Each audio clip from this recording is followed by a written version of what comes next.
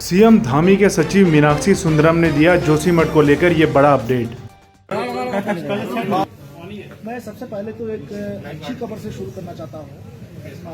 हमारा जो जमीन से पानी का रिसाव हो रहा था जेपी के कैंप के पास में, तो ये जो जमीन का जो पानी का रिसाव है ये लगातार घट रहा है और ये संडे के दिन जो मापी गई थी वो 570 LPM था और ये घट करके कल सुबह ये 360 पे आ गया था और कल शाम को ये 250 LPM पे पहुंच गया है और इस तरीके से ये लगातार घट रहा है। और दूसरा जो दरारें हैं ये 7 जनवरी के बाद कहीं बढ़ी नहीं है। इवन जेपी के कैंप में भी उन्होंने कहा था कि जो दरारें पिछले बार हुई थी वो स्टेबल हो गए हैं और उसके बाद फर्दर दरारें नहीं आई हैं।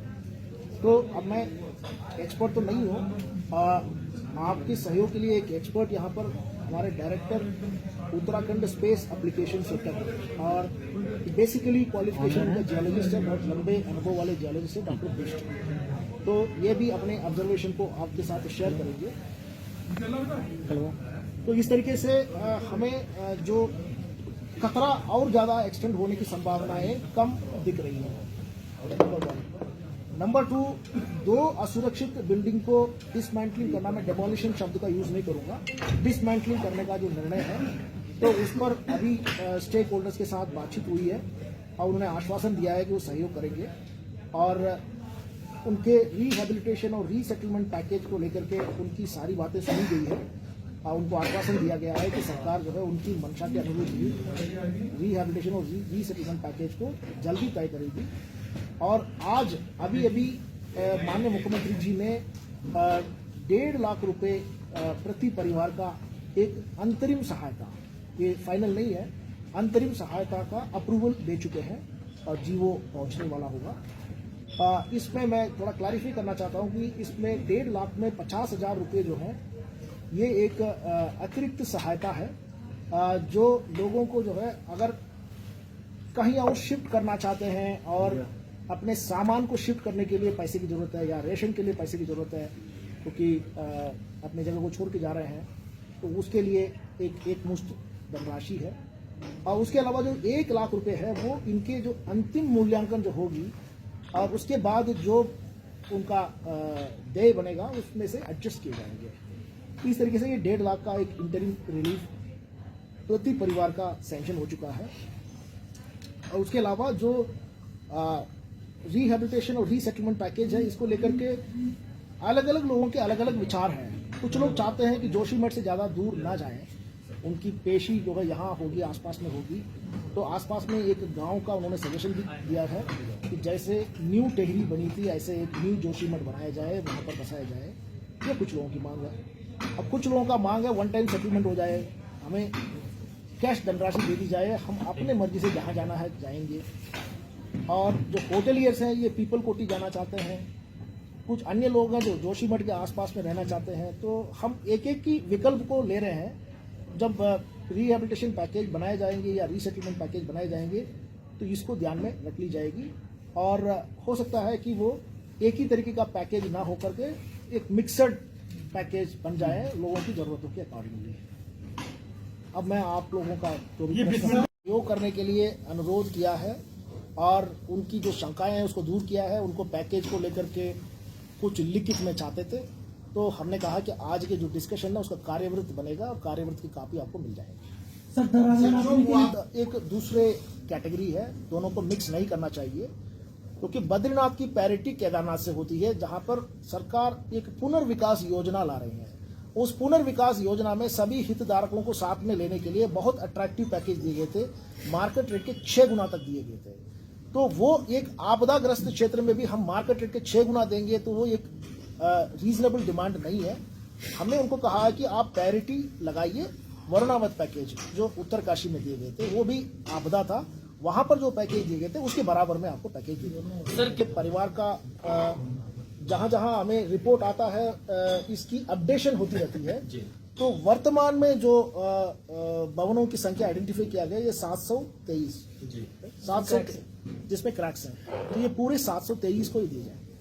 तकनीकी प्रश्न का मैं उत्तर नहीं दे पाऊंगा, वो तकनीकी लोग। अच्छा सर, एक देखिए मल्टीपल एक्सपर्ट टीम्स की यहाँ पर विजिट हो चुकी है और भी एक्सपर्ट टीम जो है यहाँ पर आ रहे हैं, वो भी अपने जैसे मिनिस्ट्री ऑफ वाटर रिसोर्सेज की टीम भी आने वाली है। तो हाँ, MGRA आ रहे हैं, आ गई है जी। तो ये मल्टीपल टीम्स भारत सरकार के आ रहे हैं और वो सब निरीक्षण कर रहे हैं, रिपोर्ट आने का इंतजार रहेगा। सर, उत्तराखंड के निर्माण कार्य बंद है, लेकिन यहाँ से थोड़ी ही दूरी पर 4 से 5 किलोमीटर की दूरी पर ही पहाड़ काटे जा रहे हैं, रोड बनाई जा रही है, उस पर आपका क्या कहना है? आखिरकार रोड भी पब्लिक के लिए बनाई जा रही है ना, रोड किसी और के लिए नहीं बनाई जा रही है, पब्लिक के लिए बनाई जा रही है। जो परियोजनाएं यहाँ पर किसी प्रकार की प्रभाव डालने की संभावना हो उनको बंद करना चाहिए, जहाँ कोई संभावना ही नहीं है उसको बंद करके विकास को प्रभावित करना तो अच्छा नहीं होगा। सब बंद है अभी। सर, टनल को लेके एक्सपर्ट ने कुछ बताया कि ये कॉज हो सकता है, इसका कुछ कोई किसी एक्सपर्ट ने नहीं बोला है।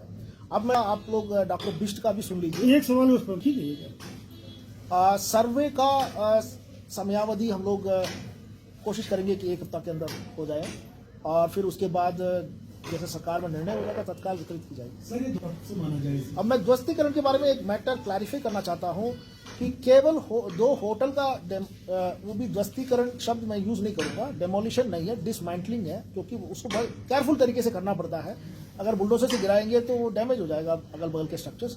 तो जो CBRA की टीम आई है वो जैसे सजेस्ट कर रहे हैं वैसे ही एग्जीक्यूट किया जाएगा। सर, और ये भवन अभी ध्वस्तीकरण या डिसमेंटलिंग करने का इरादा नहीं है, लेकिन अभी स्टेक होल्डर्स के साथ मीटिंग हो रही थी तो कुछ स्टेक होल्डर्स ने स्वयं डिमांड किया था कि मेरा स्ट्रक्चर डिसमेंटलिंग कर दिया जाए।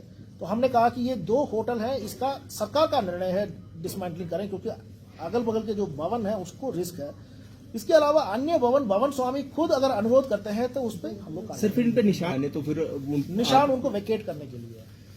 लिखित में पहले इनको कुछ अभी हम लोग तो तैयार हैं, ये केवल हितधारकों की कुछ रिजर्वेशंस थी, इसीलिए उनके साथ वार्ता की गई है और वार्ता सकारात्मक रूप से हुई है और मुझे उम्मीद है कि अब दोबारा टीम जाएंगे तो उनको सहयोग मिलेगा। सर, मंथली उसके साथ जो 50,000 रुपये और अतिरिक्त हम लोगों ने दे दिया है तो उसका भी जीवो आ जाएगा। केंद्र से तो उसका पैकेज की बना रहे हैं, प्रपोजल बना रहे हैं, जल्दी जाएगी। सर, जो भवन आप लोग ने चिन्हित किए हैं अभी सुरक्षित वाले, उसमें से कई लोग जाना नहीं चाहते, तो क्या उनको वहां से हटाया जाएगा? देखिए टेम्पररीली जो जहाँ पर रीलोकेट किया हुआ है, फिर उसके बाद अब ये 50,000 रुपये हम लोग इसलिए दे रहे हैं क्योंकि ये होटल के कमरे में रहने में असहज महसूस करते हैं, वो नेचुरल है। और दूसरा, उनके सामान वहाँ पर पड़ा हुआ है, सामान को निकाल करके वो किसी किराए के भवन में जाना चाहते हैं तो चले जाए।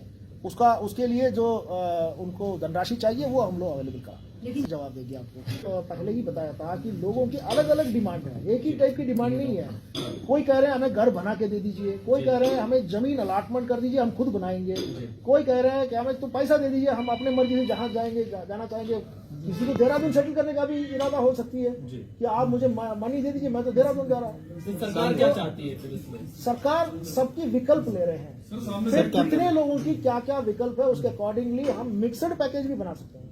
ऐसा कोई पुनर्वास करने का पूरा प्लान है आपके पास? जी सर, 4,000 पे जो NTPC और SCC को कहा था, ये कब से शुरू हो जाएंगे बनना और कहाँ पर बनेंगे सर? देखिए, प्री फैब्रिकेटेड हट्स के बजाय जो 50,000 रुपीज मनी दे रहे हैं वो ये है कि क्योंकि सरकार प्री फैब्रिकेटेड हट्स बनाएंगे तो पता नहीं उसमें कितने लोगों को उस सहमति होगी उसमें वहां रहने में, इसलिए हम लोग कैश कॉम्पनसेशन देना उचित समझा और कैश कॉम्पनसेशन लेकर के वो अपने सुविधा के अनुसार जहां मर्जी जा सकते हैं। इरादा नहीं है। जिन 2 कंपनियों को ये NTPC और SCC को आप लोगों ने बनाने के लिए कहा, नहीं, अभी कोई प्री फैब्रिकेटेड हट्स बनाने की योजना नहीं है।